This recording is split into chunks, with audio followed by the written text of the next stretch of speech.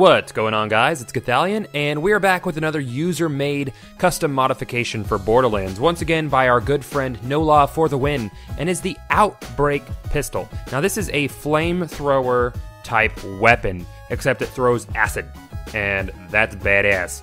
It is OP though.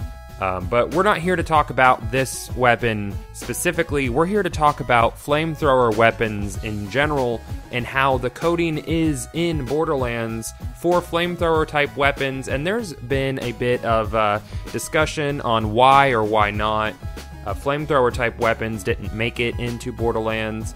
The first argument against them is that from a console point of view, just the sheer amount of pixels and particles used would bog down the consoles if too many people were using flamethrowers. I don't know if you've been in the Magic Slaughter arena, and there's points where there's tons of acid pools, and even on PC it'll make it run sort of sluggish. And I don't know if they wanted to take the time to optimize flamethrower type weapons for the game, but I feel like it would have added something really cool to the Borderlands universe. I feel like flamethrower and acid spitter, and I guess you could just do slag spitters and all sorts of, all the elements really, except for explosive. I don't know how you're going to spit out explosions. You could try.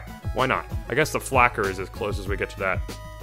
Anyways, the coding is in Borderlands 1, and you'll see it in this weapon. Obviously, it is a bit, I don't know, it's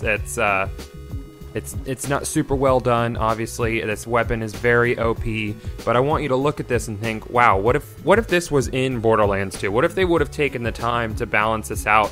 And even with physics, how awesome this would look, just spitting these elements everywhere. Now, obviously, this weapon is, again, very, very overpowered, but it seems to have like an infinite range, and the direct damage is not that high, but it's just because it's continuous damage. Obviously, if this was a real Gearbox-made weapon, the backpack, the capacity of the flamethrower would be much smaller and probably would not recharge. This would be a you go in and you take out an area of weaker mobs with it.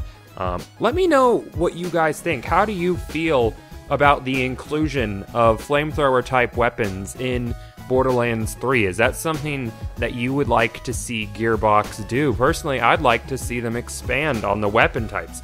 You know, we didn't really gain any weapon types between Borderlands 1 and 2. We actually lost some.